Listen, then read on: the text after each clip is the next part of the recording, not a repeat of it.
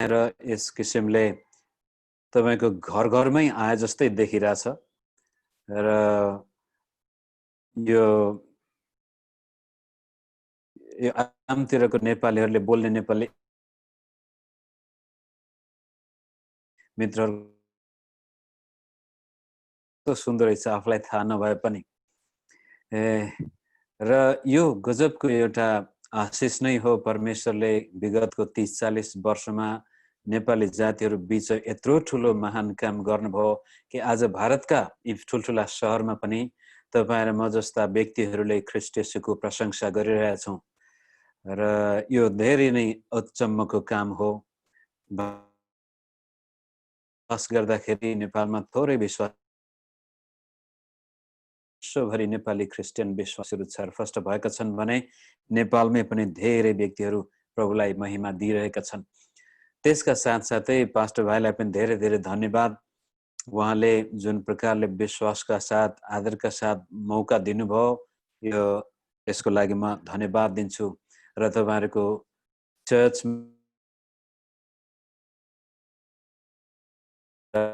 यो चर्चबाट मानिसहरूले परमेश्वरको राज्यमा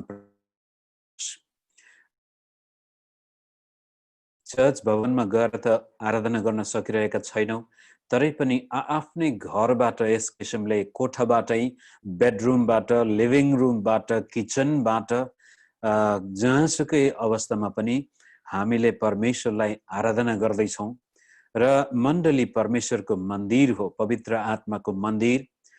त्यसका साथसाथै प्रत्येक विश्वासी पनि पवित्र आत्माको मन्दिर र जब यो मन्दिरमा परमेश्वरको आराधना स्तुति प्रशंसा हुँदछ त्यति बेलामा दुष्ट आत्मा र शैतानिक शक्तिहरू टुक्रिन्छन् र यो महामारीको कारण आज चर्च एउटा निश्चित भवनबाट नभएर प्रत्येक विश्वासीको घरमा चर्चले प्रवेश पाएको छ र जसै तपाईहरु आफ्नै लिभिङ रुममा हात उचालेर मुख खोलेर प्रशंसा गर्नुहुन्छ त्यो घरभित्र पनि परमेश्वरको अलौकिक पवित्र आत्माको उपस्थिति आउँदछ र सही हिजो अस्ति अन्धकारका शक्तिहरूले त्यहाँनिर कहीं बास बसेको थियो भने पनि ती दुष्ट आत्माका शक्तिहरू पनि टुक्रिने यो एउटा बडो गजबको मौका हो।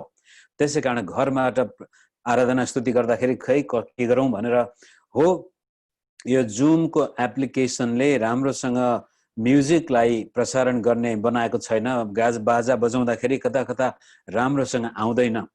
तापनि तपाईं र म जब यस किसिमले घरबाट हृदय खोलेर जसरी हिजो अस्ति हामी चर्चमा आराधना गर्दथ्यौं त्यो कोठाबाटै गर्छौं भनेदेखि तपाईको घरभित्र नै परमेश्वरको त्यो सार्वजनिक ठाउँमा हुने उपस्थिति आउँदछ र त्यो घरमा परमेश्वरको उद्देश्यको काम हुन सक्छ, त्यो छिमेकमा पनि हुँदछ।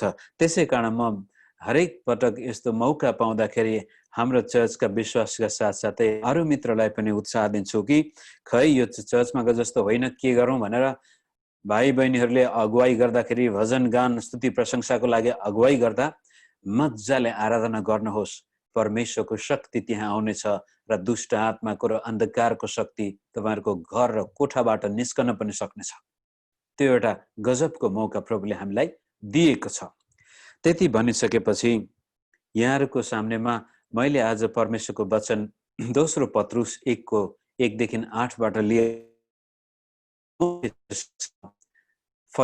फलिफापूर्ण जीवन अथवा फलवन्त जीवन र अर्थपूर्ण जीवन प्रभावकारी जीवन कसरी बिताउन सक्छौं। ख्रीष्ट येशूमा विश्वास गरिसकेपछि हामी हाम्रो जीवनमा कस्तो प्रकारको फल फलेको देख्न चाहन्छौं, कसरी त्यो फल फलेको सम्भावना हामी आफ्नो हात पार्न सक्छौं र अर्थपूर्ण जीवन यदि हामीले यो वचनमा ध्यान दिएनौं भनेदेखि त्यो जीवन बेकममा र निष्फल जीवन हुनेछ।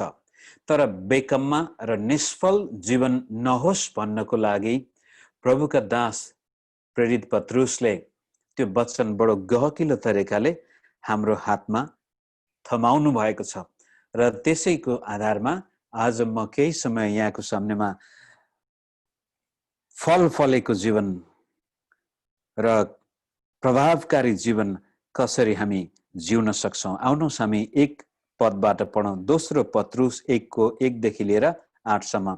येशू ख्रीष्टको दास र प्रेरित सिमोन पत्रुसबाट र हाम्रा परमेश्वर र मुक्तिदाता येशू ख्रीष्टको धार्मिकतामा हाम्रो जस्तै अनमोल विश्वास प्राप्त गर्नेहरूलाई, अनमोल विश्वास भनेको छ यहाँनिर।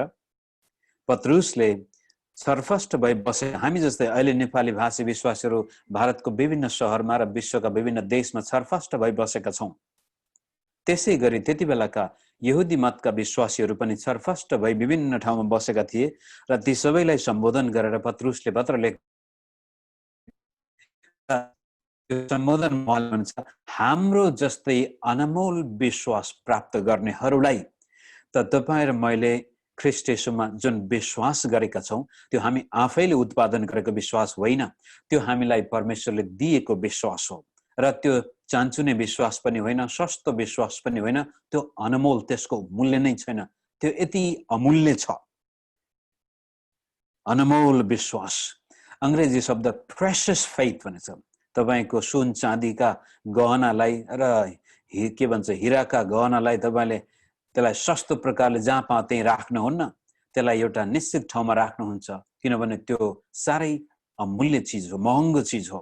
त्यस्तै किसिमले यो विश्वास आउनेहरूलाई, कस्तो विश्वास? यो अमूल्य अनमोल विश्वास, सारै महँगो विश्वास। त्यस्ता व्यक्तिलाई पत्रुसले पत्र लेख्दै हुनुहुन्छ, जो तपाईँ र म पनि हौ। परमेश्वरको र येशू हाम्रा प्रभुको ज्ञानमा अनुग्रह र शान्ति तिमीहरूमा प्रशस्त हुँदै जाओस्। यस किसिमले ती विश्वासीहरूलाई सम्बोधन गरिसकेपछि उनले एउटा महत्त्वपूर्ण विषय अगाडि सार्नुहुन्छ 3 पदबाट। आफ्नो महिमा र श्रेष्ठताद्वारा, यो श्रेष्ठता भन्नाले फेरि आफ्नो महिमा र उत्तम परमेश्वरमा हुनुपर्ने उत्तम कुरो। जसै प्रभुले असल शिक्षक भनेर एकजना व्यक्तिले उहाँलाई सम्बोधन गर्दाखेरि प्रभुले भन्नुभयो, असल भनेर किन भन्छौ? परमेश्वर बाहेक अरू कोही पनि र कुनै पनि कुरा असल छैन भनेर भनेको थियो। त्यस्तै किसिमले परमेश्वरको goodness of God, glory and goodness, अंग्रेजी शब्द जतिजनाले बुझ्नुहुन्छ, आफ्नो महिमा र श्रेष्ठताद्वारा हामीलाई बोलाउनु हुनेलाई हामीले चिनेका हुनाले परमेश्वरको दिव्य शक्तिद्वारा जीवन र भक्तिको निम्ति हामीलाई चाहिने प्रत्येक थोक उहाँले दिनुभएको छ। यस्ता व्यक्तिहरूलाई पत्रुसले पत्र लेख्दै हुनुहुन्छ, जसलाई परमेश्वरले आफ्नो महिमा र आफ्नो श्रेष्ठताद्वारा बोलाउनु भएको छ र त्यसपछि त्यो अमूल्य विश्वास तिनीहरूलाई दिएको छ, जो तपाईँ र म नै हौ। अब हामीले कहिले पनि आफैले यसोलाई छानेका होइनौं र हामी आफैले पनि हामीभित्र विश्वास उत्पन्न गराएका होइनौं। यो चाहिँ परमेश्वरले उहाँको महान अनुग्रहको कारण, उहाँ भलो हुनुभएको कारण, हामी असल भएर होइन, परमेश्वर असल हुनुभएको कारण र परमेश्वरको आफ्नै महिमाको लागि उहाँले तपाईँ र मलाई बोलाएको कारण आज तपाईँ र मैले ख्रीष्ट येशूलाई विश्वास गर्न सकेका छौं। अनि त्यो बोलाउँदाखेरि कसैले आएर तपाईँ र मलाई सुसमाचार सुनाइदियो, अनि त्यो सुसमाचारलाई हामी लोगोस भनेर पनि चिन्न सक्छौं। जुन लोगोसको शक्तिबाट परमेश्वरले सारा सृष्टि गर्नुभयो, परमेश्वर बोल्नुभयो र सारा सृष्टि हुन गयो। त्यसपछि त्यो वचन देहधारी भयो र हाम्रो बीचमा बस्यो, जो चाहिँ ख्रीष्ट येशू हुनुहुन्छ। र आज त्यो वचन चाहिँ तपाईँ र ममा सुसमाचारको रूपले आउँदछ। जब परमेश्वरका मानिसहरूले हाम्रो बीचमा आएर सुसमाचार प्रचार गर्दछन्, त्यो त्यही वचन हो, त्यही लोगोस हो जसले सारा ब्रह्माण्ड बनायो। र त्यस लोगोस जब हामी भित्र जान्छ, हामी भित्र नयाँ आत्मा सृजना गर्दछ र त्यो नयाँ आत्मामा त्यसपछि परमेश्वरले त्यो विश्वास थपिदिनुहुन्छ, जो अनमोल विश्वास छ। अनि त्यसै विश्वासबाट हाम्रो नयाँ जन्म भएको भनेर हामी स्वीकार गर्दछौं। त पत्रुसले पत्र लेख्दाखेरि त्यस्ता व्यक्तिको लागि लेख्दै हुनुहुन्छ, जसको भित्रपट्टि परमेश्वरको महिमा र उहाँको भलाइले गर्दा बोलावट पाएर र नयाँ गरी जन्म पाएर तिनीहरूलाई त्यो गजबको विश्वास दिएको छ।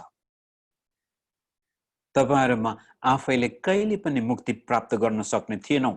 हामी पापमा मरेका थियौं र प्रभुको वचनले भन्छ, हामी पापमा मरेको बेलामा नै परमेश्वरले आफ्नो प्रेम यसैमा प्रमाणित गर्नुभयो कि हामी पापी छँदै ख्रीष्ट हाम्रा निम्ति मर्नुभयो।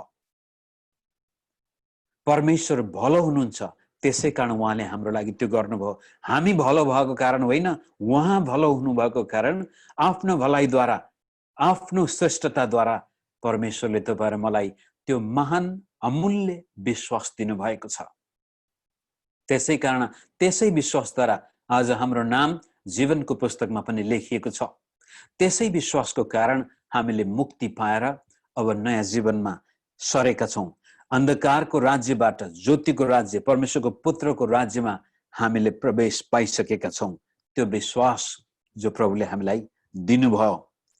अब त्यसपछि त्यो विश्वासभित्रै हामीलाई जीवनको लागि र भक्तिको लागि चाहिने सबै कुराहरू परमेश्वरले दिइसक्नु भएको कुरो यहाँ देखिन्छ।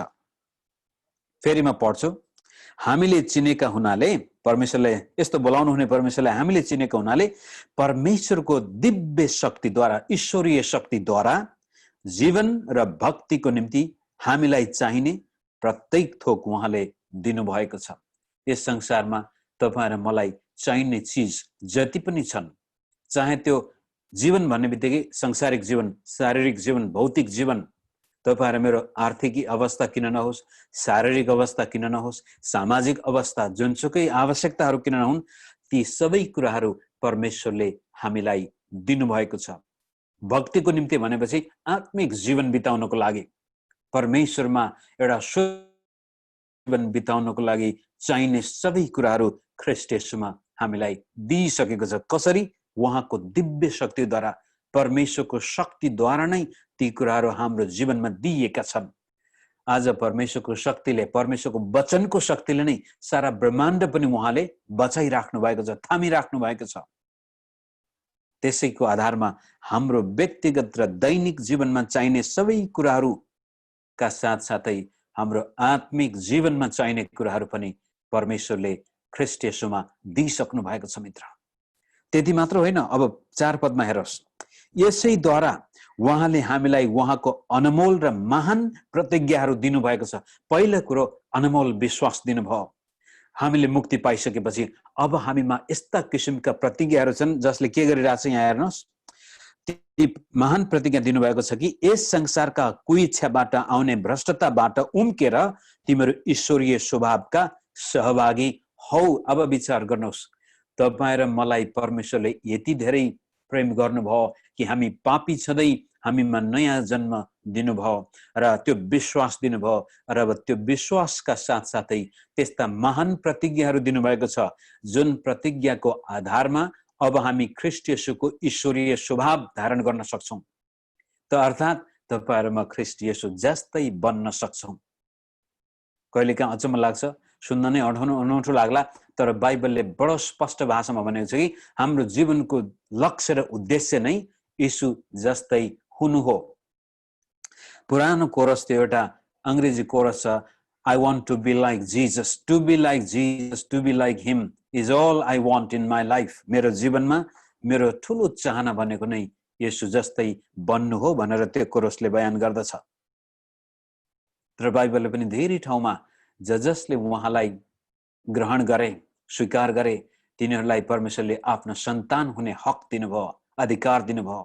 यदि तपाईँ र म परमेश्वरका सन्तान हौं भनेदेखि त्यसका परमेश्वरको स्वरूप पनि हामीमा छ। आदमलाई पनि परमेश्वरले आफ्नै स्वरूपमा बनाएको हो, तर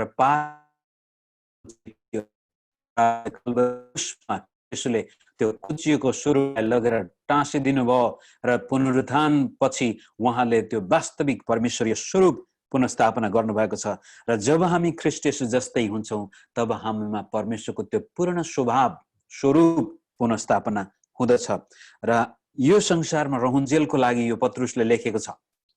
हामीलाई चाहिने जीवनको लागि चाहिने सबै कुराहरू दिएको छ। त्यसमध्ये परमेश्वरका यस्ता प्रतिज्ञाहरू पनि दिनुभएको छ जसद्वारा हामी ख्रीष्ट येशूको ईश्वरीय स्वभावमा सहभागी बन्न सक्छौँ। त ईश्वरीय स्वभावमा सहभागी बन्नलाई रोक्ने कुराहरू के छन् त भन्दाखेरि यो नेपाली ट्रान्सलेसनमा अगाडि पछाडि गएको छ, तरै पनि संसारका कुइच्छाबाट आउने भ्रष्टताबाट उम्केर तिमीहरू ईश्वरीय स्वभावका सहभागी हुन सक्नको लागि लेखिएको छ।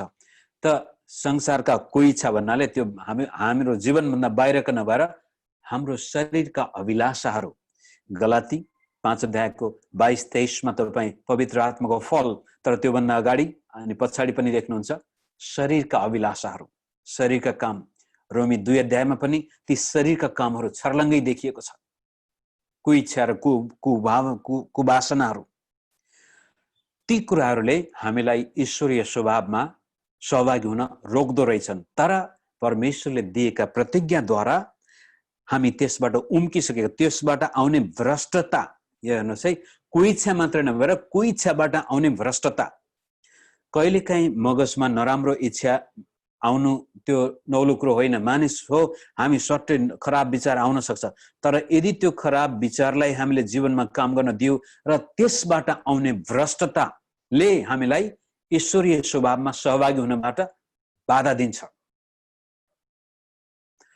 त त्यस्तो स्थितिबाट उम्कनको लागि परमेश्वरले हामीलाई उहाँका महान प्रतिज्ञाहरू, अनमोल प्रतिज्ञाहरू दिनुभएको छ। त्यो प्रतिज्ञाद्वारा हामी अब भक्तिको लागि पनि, आत्मिक जीवनको लागि, साथसाथै शारीरिक जीवन, सांसारिक जीवन, हाम्रो भौतिक जीवनको लागि पनि चाहिने सबै कुराहरू ख्रीष्ट येशूमा प्राप्त गर्न सक्ने भएका छौँ, सकेका छौँ, गरिसकेका छौँ भने पनि हुन्छ। दिइसक्नु भएको छ परमेश्वरले। अब हामीले गएर प्रभु मलाई दिनुहोस् दिनुहोस् भन्नुको सट्टामा अब विश्वासको प्रयोगबाट र प्रतिज्ञामाथि चढेर खुट्टा टेकेर हामी ती कुरालाई प्राप्त गर्न सक्छौँ। जसरी एउटा तपाईको सुन्तलाको रुख फलेको छ भनेदेखि तपाईले कसरी हुन्छ, सुन्तलाको रुखमा चढ्नुहुन्छ, भर्याङ लाउनुहुन्छ कि अब कसरी हुन्छ, त्यस्तै किसिमले परमेश्वरले दिइसक्नु भएको छ सबै कुराहरू। त्यसलाई प्राप्त गर्नको लागि प्रतिज्ञाको भर्याङ चढ्नु पर्ने हुन्छ, विश्वासको भर्याङ चढ्नु पर्ने हुन्छ। सायद विभिन्न प्रकारका यी संख्यात्मक भाषाहरू हामी प्रयोग गर्न सक्छौँ, तरै पनि म अहिले यहीँनिर राख्छु यो खण्डलाई कि हामीलाई परमेश्वरले यस्तो गजबको विश्वास दिनुभएको छ, जुन विश्वासबाट हामीले मुक्ति पाएका छौँ। र त्यसै विश्वासको सँगसँगै परमेश्वरले हामीलाई ईश्वरीय स्वभावमा परिणत हुनको लागि चाहिने सबै कुरा पनि दिइसक्नु भएको छ। र त्यो कुरो हो मुख्य माध्यम परमेश्वरका प्रतिज्ञाहरू। त्यो चाहिँ परमेश्वरको महान अनुग्रह, महान प्रेम थियो भने अब त्यतिमा मात्रै हामी बस्यौँ भनेदेखि कहिलेकाहीँ धोका पाउँछौँ। कहिलेकाहीँ के हुन्छ भनेदेखि ओहो परमेश्वरले त मलाई कति धेरै प्रेम गर्नुभएको छ, उहाँले ममा यस्तो अनमोल विश्वास मैले कमाएको होइन, उहाँले दिएको हो। त्यसपछि उहाँको ईश्वरीय शक्तिद्वारा मलाई उहाँको ईश्वरीय स्वभावमा सहभागी बनाउनु भएको छ। र त्यसपछि मेरा कुइच्छा र कुवासनाहरूबाट आएको भ्रष्टताबाट पनि परमेश्वरले मलाई निकास दिएर ल्याउनु भएको छ भनेर कानमा तेल हालिदिएको खण्डमा हाम्रो विश्वासी जीवनमा फल फल्न बन्द हुन्छ। विश्वास त गर्यौं, प्रभुलाई पनि मन पराउँछौं, जीवनको पुस्तकमा नाम पनि लेखिएको छ, तर यहाँ रहन्जेलसम्म र आउने संसारको लागि इनामबाट पनि हामी कतिपटक चुक्न सक्छौं। कसरी रहेछ त्यो अब हामी 5 पदबाट हेरौं। त्यति भनिसकेपछि 3 र 4 पदमा त्यो महान कुराको व्याख्या गरिसकेपछि 5 पदमा उहाँले यसरी भन्नुहुन्छ, यसै कारण सबै किसिमका प्रयत्नद्वारा तिमीहरूको विश्वासमा सद्गुण थप। अब सबै किसिमका प्रयत्नद्वारा, यसै कारण, पहिलोको कारण के रहेछ भनेदेखि परमेश्वरले आफ्नो कर्तव्य पूरा गरिसक्नु भएको छ। जे कुरो हाम्रो बसमा थिएन त्यो प्रभुले पूरा गर्नु भएको छ भने अब यसै कारण हामीले पनि आफ्नो कर्तव्य भरमग्दुर प्रयास गर्नुपर्छ। शब्द के लेखेको छ, सबै किसिमका प्रयत्नद्वारा भन्छ नि, एकचोटि गर्नुभयो हुँदो रहेनछ भने छोडिदिनु भयो। कोही कोही मान्छे मतवालीपनमा फसेको हुन्छ, उसलाई रक्सी खाने लत कुलतमा छ, चुरोट खान्छ, अनि त्यसपछि छोड्ने प्रयास गर्यो, छोड्न खोजेको भएन, अब लुगुलुगी हेरेर खान्छु भन्छ। होइन, हर प्रयत्नद्वारा सम्भावना जति पनि छन् त्यसबाट मुक्ति पाउनको लागि, त्यसलाई छोड्नको लागि, ती संसारका गलत कार्यहरू जसले हामीलाई ईश्वरीय स्वभावमा जानको लागि रोकिरहेको छ, ती कुराहरूलाई हटाउनको लागि हामीले भरमग्दुर प्रयास गर्नु पर्यो। त अब कस्तो खालको प्रयास? नकारात्मक प्रयास नभएर सकारात्मक। जसै उदाहरणको लागि, अब म झुट बोल्दिनँ भन्नुको सट्टा म अब सत्य बोल्नेछु, म सत्य कुरा बोल्ने प्रयास गर्नेछु। म कहिले पनि 10 चोटि मैले दिनमा झुट बोलेर पनि भरे साँझ आउँदाखेरि म भन्नेछु, प्रभु अब भोलि चाहिँ म 10 होइन 5 वटा मात्रै झार्नेछु। यस किसिमले सकी नसकी जसरी हुन्छ म मेरो विश्वासमा केही कुरा थप्नेछु। यो प्रेसियस फेथ, यो एकदमै अनमोल विश्वास त परमेश्वरले मलाई दिनुभएको छ। अनि वचनले भन्छ अब त्यो अनमोल विश्वासमा 7 वटा कुरा थप्नको लागि यहाँनिर हामीलाई आह्वान गरिएको छ। जब बाइबलमा 7 नम्बर आउँछ, 7 संख्याको धेरै ठुलो अर्थ छ। सिद्धता, पवित्रता, सम्पूर्णता, कम्प्लिटनेस। र यदि एउटा विश्वासीले आफ्नो विश्वासमा यी 7 वटा कुरा थप्छ भनेदेखि त्यो व्यक्तिको जीवन रहर लाग्दो हुन्छ। त्यो एउटा लटरम्म फल फलेको वृक्ष जस्तै हुन्छ। टाढैबाट हेर्दाखेरि पनि त्यो एकदमै मोहित गराउँदछ मानिसको मनलाई। त्यसको जीवन यस्तो गजबले आशिषले भरिएको हुन्छ जसलाई देख्दाखेरि मानिस हर्षित हुन्छन्। त्यो कुरो हामी हेरौँ। अब यसै कारण सबै किसिमका प्रयत्नद्वारा तिमीहरूको विश्वासमा सद्गुण थप। सद्गुण भन्ने बित्तिकै असल थप, असल बना, गुडनेस। जसरी परमेश्वरले हामीलाई आफ्नो भलाइको माध्यमबाट मुक्ति दिनुभएको छ भनेदेखि अब यो दिएको मुक्तिको जीवनमा हामीले भलाइ थप्नु पर्यो। खराबीलाई भलाइले जित भनेर प्रभुले मत्ती 5 मा र पावलले पनि गलातीको 6 अध्यायमा भन्नुहुन्छ। खराबीलाई खराबीले होइन, रोमी 12 मा पनि खराबीलाई भलाइले जित। हाम्रो विश्वासमा भलाइ थप्नु पर्यो, सद्गुण थप्नु, गुण थप्नु पर्यो, अवगुण होइन। हिजो अस्ति तपाईले विश्वास, मैले विश्वास गर्दा हामी कलह गर्ने, झगडा गर्ने व्यक्ति थियौं भनेदेखि अब हामीले त्यस्तो जीवनबाट मिलापको जीवन, शान्तिको जीवनतिर जाने पाइला टेक बन्नु पर्यो। विश्वास त गरेका छौं, प्रभुले त्यो विश्वास त गजबले हाम्रो जीवनमा दिएछ, तर अवगुणले म भरिएको छ। अवगुण तुरन्तै रिसाउने, लोभ, अर्काको बदनाम गरिदिने, घृणा गर्ने, क्षमा दिन नसक्ने, यी सबै नाम काटेर अहिले साध्य छैन, जसले हाम्रो जीवनलाई सद्गुणले नभएर अवगुणले भरिदिन्छन्। त विश्वासको जीवनमा सद्गुण थप, सद्गुणमा ज्ञान थप। अब अर्को एउटा विश्वासी जीवनमा महत्त्वपूर्ण एउटा खुड्किला हो यो ज्ञानको कुरो, सिक्ने कुरो। हुन त भनाइ नै छ ख्रिस्टियन विश्वासीहरू यदि उनीहरू लेख्न पढ्न आउँदैन भने पनि उनीहरूको घरमा किताबहरू हुन्छन् रे भनेर एउटाले भनेको छ। किनभनेदेखि हामी किताबका मानिसहरू हौं। त किताबका मानिसहरू हौं भन्ने त संज्ञा हामीलाई दिएको छ, तर हाम्रो व्यक्तिगत जीवनमा हाम्रो विश्वास चाहिँ अन्धविश्वास हुनु हुँदैन। यो आँखा कान खोलेको विश्वास हुनुपर्छ। तपाईले किन ख्रिस्टलाई विश्वास गर्नुभयो त्यसको छोटो मोटो ज्ञान हामीलाई हुनुपर्छ। भोलि कसैले बाटोमा तैले किन यसलाई विश्वास गरिस् भनेर, म त बिरामी थिए, कसैले आएर प्रार्थना गरिदियो, निको भयो, त्यसकारण मैले यसलाई विश्वास गरेँ, त्यो चाहिँ ज्ञानको कमी हो। त्यो एउटा अनुभव हो, महत्त्वपूर्ण अनुभव थियो, तर विश्वासी यदि त्यही स्थितिमा जीवनभरि विश्वास गर्छ भने भोलि गएर फेरि बिरामी हुँदाखेरि प्रभुबाट टाढा पनि जान सक्छ। ज्ञान थप्नु पर्यो हाम्रो विश्वासमा। र अब म पहिला अवगुणले भरिएको व्यक्ति थियो भनेदेखि म कसरी सद्गुणी व्यक्ति बन्न सक्छु त भनेर त्यसको लागि पनि ज्ञान चाहिन्छ। जस्तै एउटा स्त्री जसलाई श्रीमानले कहिल्यै प्रेम गरेको थिएन, अनि उसले श्रीमानबाट माया, प्रेम, सुरक्षा पाउनुको सट्टामा तिरस्कार र दुर्व्यवहार मात्रै पाएको थियो भने चाहिँ तितोपनाले भरिएको स्त्री हुन सक्छ। विश्वास त गर्यो, तरै पनि त्यो भित्रपट्टिको तितोपना नहटेको कारण अब त श्रीमान राम्रो भयो, तर श्रीमतीमा त्यो तितोपना निस्केको छैन। हिजो अस्ति त्यसले मलाई यस्तो गरेको थियो भन्ने भावनाले गर्दाखेरि उसलाई थाहा नहुन सक्छ, उसले बिर्सिसकेको हुन सक्छ। त अब त्यो स्त्रीले भन्नु पर्यो, होइन मैले मेरो बुढालाई किन यति म गनगन र किचिज गर्छु, यसले जति राम्रो गर्दाखेरि म किन यसलाई आक्रमण गर्छु भनेर सोच्नु पर्यो। ज्ञान प्राप्त गर्नु भनेको नै आफूलाई अध्ययन गर्नु पर्यो। हैन ममा यो अवगुण छ, यो किन ममा आयो त भनेर विचार गर्नु पर्यो, मनन गर्नु पर्यो। ओहो हुन सक्छ सायद गएको 10 वर्ष अगाडि यो बुढोले मलाई यस्तो नराम्रो व्यवहार गर्दथ्यो, त्यसै कारण पनि हुन सक्छ मेरो मगजमा केही छाप परेको। अनि सुन्नु पर्यो, सिक्नु पर्यो। सिक्ने विश्वासी सफल विश्वासी बन्दछ। ज्ञान थप्नु पर्यो हाम्रो विश्वासमा। अन्धविश्वास गर्दैनौँ हामी, आँखा कान खोलेको विश्वास। अनि ज्ञानमा आत्मसंयम। कहिलेकाहीँ धेरै जान्ने भएपछि फेरि समस्या हुन्छ। संसारमा सबभन्दा जान्ने त म मात्रै हुँ भन्न ठान्छौँ।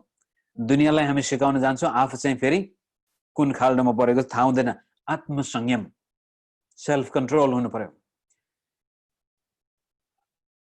सहन सक्ने व्यक्ति बन्नु पर्यो।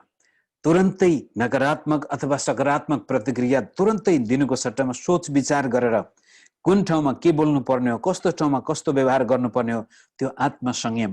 अनि आत्मसंयममा धैर्य धारण गर्नु पर्यो। यो धैर्य धारण भन्नाले कस्तो भनेदेखि सायद अहिले परिणाम आएको छैन। एउटा कोइला खानी अथवा सुन खानीकै कुरा गरौँ। सुन खानी खन्ने मान्छेले खन्छ खन्छ खन्छ खन्छ खन्छ कयौं लामो मिटर, कति 1-2 किलोमिटर जमिन खनिसक्यो, सुन पाउँदैन। अनि उसको धीरज धारण गर्ने शक्ति नभएको कारण उसले छोडिदिन्छ। र त्यसपछि अर्को व्यक्ति आएर त्यसले 2-3 मिटर मात्रै खन्दाखेरि सुन पाउन सक्छ। धीरज धारण गरेर खनि नै राख, जबसम्म म सुन भेटाउँदैन तबसम्म म खनि नै राख्नेछु। त्यो पर्सिस्टेन्स, निरन्तर अगाडि बढी नै राख्ने त्यो विश्वास, जो सुखमा पनि अगाडि बढेको छ, जो दुःखमा पनि अगाडि बढेको, हुँदा पनि अगाडि बढेको छ, नहुँदा पनि अगाडि नै बढिरहेको छ। धीरज धारण गरेर अगाडि जानु पर्यो, पर्सिभियरेन्स। अनि त्यसपछि धीरज धारणमा भक्ति। कहिलेकाहीँ के लाग्छ भनेदेखि म त एकदमै गुणी व्यक्ति हुँ, मैले कसैको नराम्रो गरेको छैन, म त एकदमै नैतिकवान व्यक्ति हुँ, र त्यसका साथसाथ म त ज्ञान पनि छ ममा। अनि ज्ञानका साथसाथै म त एकदमै सेल्फ कन्ट्रोल, आत्मसंयम गर्ने व्यक्ति, म एकदमै धीरजी छु। आफ्नो गुणहरू देख्ने बित्तिकै कहिलेकाहीँ ओहो म त साह्रै राम्रो पो रहेछु क्या भनेर अहङ्कार पनि आउन सक्छ। भक्ति भनेको ख्रीष्ट सँगसँगै जीवन बिताउनु, भक्तिपूर्ण जीवन। जे पनि म गर्दैछु ख्रीष्ट येशूमा भएर। बाइबल पढ्ने ठाउँमा बाइबल पढेको छु, मण्डलीमा जाने दिनमा मण्डलीमा गएको छु, प्रार्थना मिटिङमा पनि भाग लिएको छु। मैले मेरो जीवनमा परमेश्वरको राज्यको लागि गर्नुपर्ने सबै कुराहरू गरि नै रहेको छु। भक्तिपूर्ण जीवन। अनि भक्तिमा भातृस्नेह। भातृस्नेह भनेको ती व्यक्तिलाई तपाईले प्रेम गर्नुहुन्छ जसले तपाईलाई प्रेम गर्दछ। ती मानिसलाई तपाईले वास्ता गर्नुहुन्छ जसले तपाईलाई वास्ता गरेको छ।